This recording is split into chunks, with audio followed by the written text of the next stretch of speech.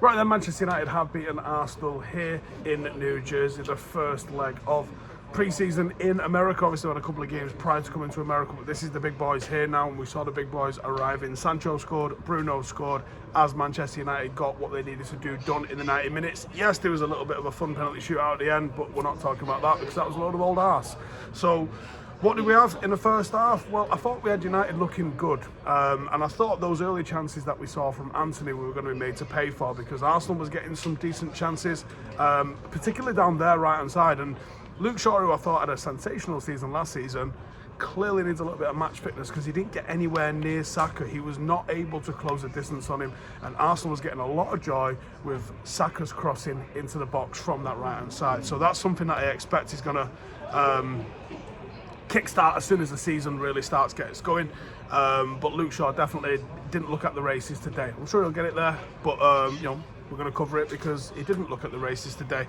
I thought Wan-Bissaka on the opposite side again looks like he's continued the development and the work that he's done, progressing himself with the ball in midfield. We are starting to see the patterns of how United want to play, and I think it harks back to a lot of what we saw last season. It is a 4-2-3-1. It looks like Mount has just gone and taken the exact role that we saw from Christian Eriksen last season. He's playing as a 6, he's getting on the ball, he's looking at switch play, he's looking at get involved with 1 and 2 touch and keep the ball moving through midfield.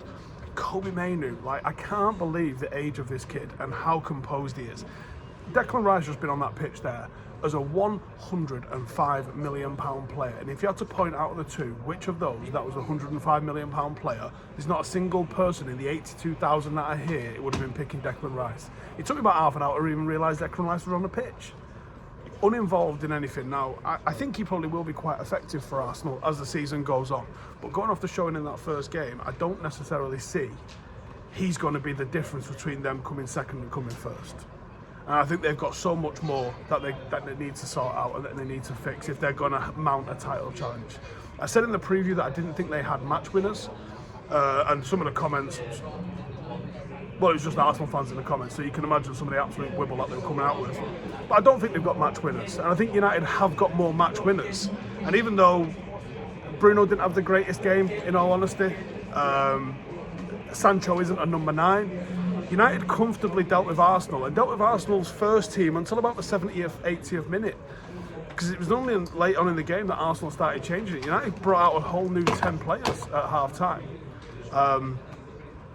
So I think lots of positives. Again, it is only pre-season, but you are looking to have a little bit of positivity. Can you be keeping clean sheets? And Tom Heaton, Onana's not even involved today, and Tom Heaton's played the entire game. He's looked good doing it. His distribution's been good. He's claiming for crosses, and his save's been good. He had a moment in the first half where he had made a double save, looked really, really good doing that. But I think you've got to talk today. For me, Kobbie Mainoo is a massive, massive talking point, because United really have a decision to make with him now. This kid is a genuine talent, and you've got a choice in how you nurture that talent. Do you try and keep it in-house? Do you try and have him learning directly off Casemiro and getting as much contact time with him as possible in training, but it's going to limit how often he gets games? Do you put him on the bench every single week so he's as close to the first team and give him 5 or 10 minutes every single week? Do you send him out on loan where he's going to have 60, 70 minutes every single week that he plays? Or do you think it's more valuable if he's getting those midweek training games alongside, or even opposite, Casemiro every single Wednesday morning, say? And is that what the learning environment is for him? And I think different players respond to different stimulus. I don't know Kobbie Mainoo enough to know what he's going to respond to, but there's a massive decision that needs to be made from his point of view. He has to think selfishly, what do I need to do to develop as a player? And that might not necessarily be what the best thing is for Manchester United. But he needs to think selfishly, because it might actually benefit United in the longer run if he does go and do something that might even immediately seem a little bit on the selfish side. But there's a big, big decision to be made with Kobbie Mainoo, because I do think that the kid has got the ability to be able to play in the Manchester United first team. And that's not saying that right now, if Casemiro's not available, you just play Kobbie Mainoo and there's no drop in tempo, in culture, in ability and in the results. Of course there would be. Just saying he's got the ability to be able to eventually get to that level, I think. But so many boxes have to be ticked, so many minutes have to be played, and they have to be played in a structured way where he's getting competition and he's going to go and push on and do something. In the second half, we did see the likes of Casemiro and Ericsson. Scott McTominay came in the midfield. Forson again looked really mature, looked really good. He might surprise a few people with what he does. Marcus Rashford came on, missed an absolute sitter. Really unfortunate, because I thought the ball was going to come from Delot. For the first time Delot goes into the box, he decides to throw in about half a dozen step overs before he puts it into a perfect area. And I don't know what, Marcus just didn't expect the ball to come when it came, falls over his feet, doesn't get anything on it. Could have put United up with another goal back end of the second half. Delot looked better with the ball than he did without it. He's got caught out of position a few times. Harry Maguire, I think our time with Harry Maguire is done. We're just marking time until he leaves. Brandon didn't really do anything right or wrong. He actually probably dealt with Saka a tiny bit better, I would argue. Pellistri didn't really have enough time to impact anything.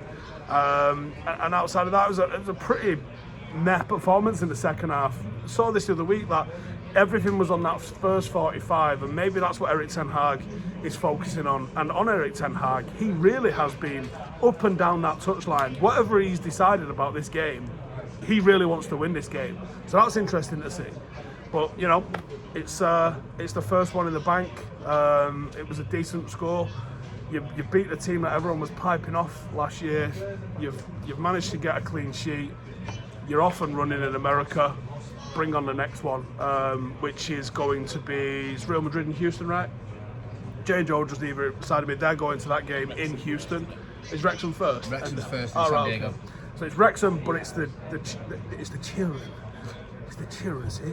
Right? So you might see more of Force, and you might even see Mainoo given a full 90 there and told to go and make a mark on it. That might be interesting.